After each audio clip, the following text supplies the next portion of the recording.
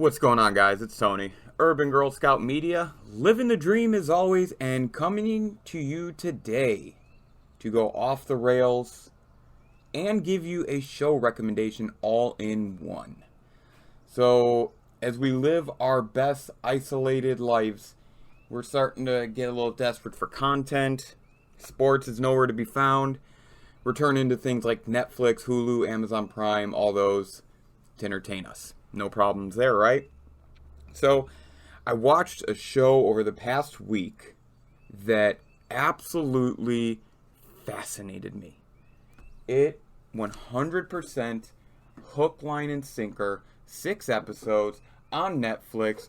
It is called WACO, and it is the story of the 1993 Waco siege, Waco, Texas siege. And just some quick facts here before I go into anything else is this is a story of the FBI and ATF trying to deal with a specific religious group. I'm not going to call them a cult. A specific religious group called the Davidians, who followed this guy named David Koresh. It turned into a 51-day standoff. Now, as far as it goes with the actual story, I watched the series, and I was like 7 when this all happened, so I have no recollection of this. I remember just very vaguely, like it was on the news, but I never really cared for it. And I've always enjoyed history, but it's been more global history, not some of these things in America, which shame on me, right? This series fascinated me. Great actors. John Leguizamo is great in it. He's a supporting actor, but he does a great job. Michael Shannon's in it. He's great. A couple of other really good supporting actors that their names escape me right now, but fascinating. And it was quick pace. The story that Netflix produced is based on 2 books written, one by a guy's name is Thibodeau, who was one of the survivors from the Davidians or whatever, and then I believe the hostage negotiator wrote a book. And this Netflix 6-part series, Waco, is just kind of the balance of that. Now, of course, whenever you watch these things and it's based on history and it's based on actual events, I get to the point where I start thinking, like, did it really happen? That is something that I started to go through my mind with about the 3rd episode, was how much of this is actually true. I want to get through it and then find out. And it turns out there's a lot of truth in this series. There's a few things that are missing, and there's a few things that they chose to omit. The truth is, both sides were in the wrong, both sides fucked up, both sides were there because of bad reasons. For the Davidians, stories and a lot of truth to it about underage marriage to David Forsyth, and then illegal arms, modifications, things like that. Even though they were on this place for years and years and didn't bother a soul, whatever. For the FBI, you don't have to look any further than how they handled the entire thing. Huge conflict of interest, in my opinion, on what you're wanting your outcome to be. If you're going to shine bright lights and play horrendously annoying loud sounds all night so they can't sleep and they go insane, but then during the day you want to talk to them and be their friends. I think that's a little fucked up. There's a lot of information about kind of who shot first. Was it a suicide? Was that gas that was used flammable? Why wasn't there a fire truck if we knew it was flammable, or any way to try and control the fire? I had a hard time finding if, based on what was said in the show, if it was actually banned by the Geneva Convention. But it was just fascinating. I mean, it was really fascinating. So I came out of the show and decided to do a little research of my own. And there are some things that were left out and omitted. First off, David Koresh is insane. Flat out. Doesn't mean that he was wrong to defend himself. Doesn't mean that I think his beliefs are wrong. But the very few videos that are available to watch of this guy, he's fucking insane. Just absolutely. You could say charismatic. You could say a lot of different things. I'm going to say insane. I also think that leaving out some of the details about how the fires all started simultaneously. There was a report about that. They did talk just briefly about how the law... I'm trying to remember like what research versus what I remember specifically that they omitted, and what they kind of didn't go in depth on. They didn't really go too much in depth on how the child abuse story. I don't think they talked about that at all, that he was beating kids. They didn't talk about that.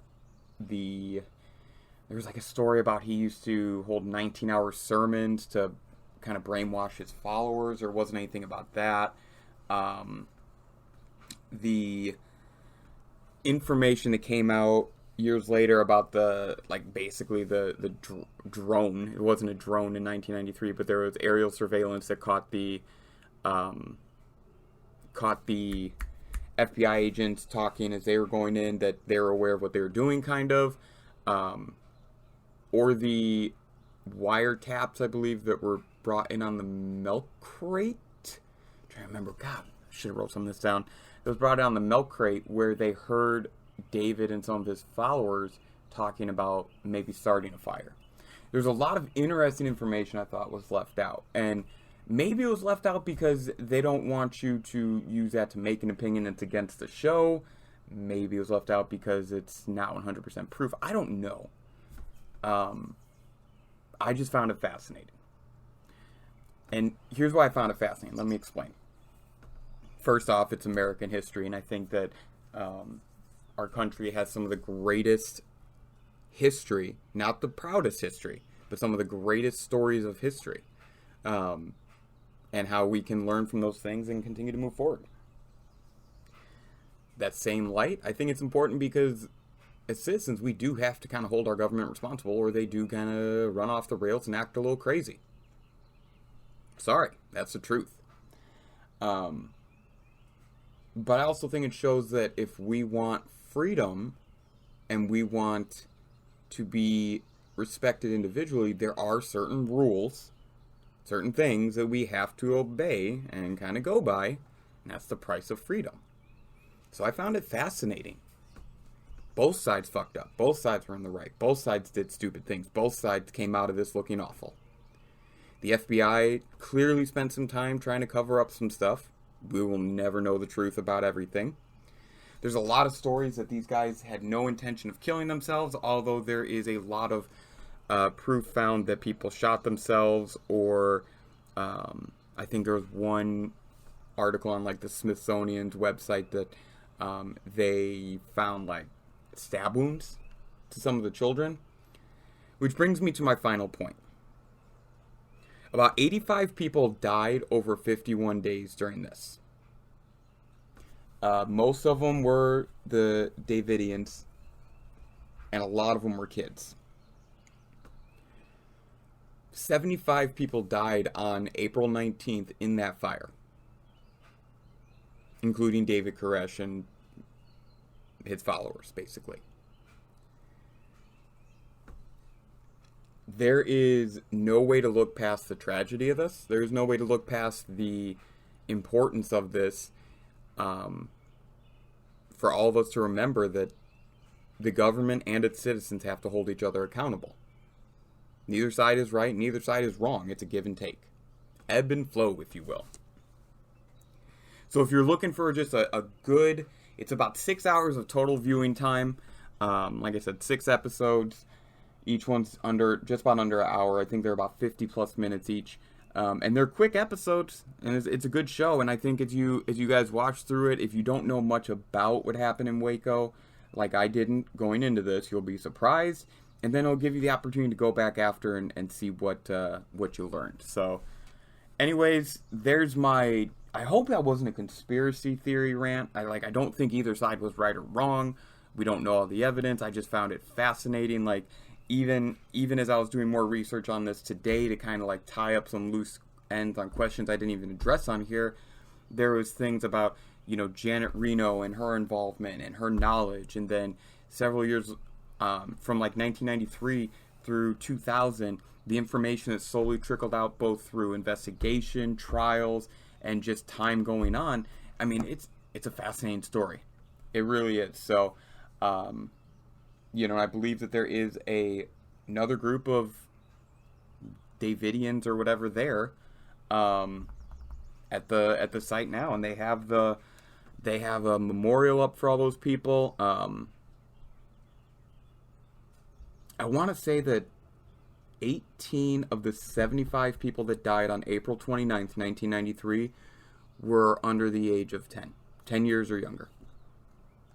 Those individuals that died from smoke inhalation, gas, bullets, stabbing, blunt force trauma from the tanks that they used to smash. Oh yeah, that's the other thing. Let's never forget that these 75 people, who 18 of them are children, and there was a bunch of women amongst them as well, so a lot fewer armed, strong men.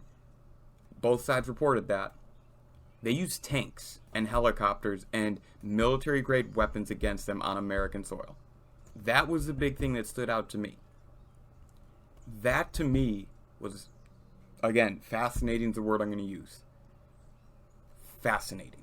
I don't think anything like that would happen today in that manner. I think there's too much media and too much internet for the world to allow shit like that to happen on American soil. But the reason it was fascinating is because how would we feel if we saw a dictator doing that overseas in like the Middle East?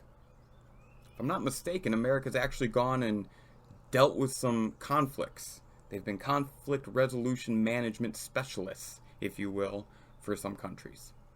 So, but again, not knowing who shot first, not knowing the full range of what Koresh and his followers had for weapons and the truth of what was going on makes it so difficult to really look at either side and say, you're clearly in the blame. I think we're just going to have to be happy to know that we'll never know the full story, and we just have to be happy to know that those who survived from both sides have given us what they can, and it's at this point I think it's on us just to make a decision. So thank you guys so much. My name is Tony K, Urban Girl Scout Media, living the dream is all.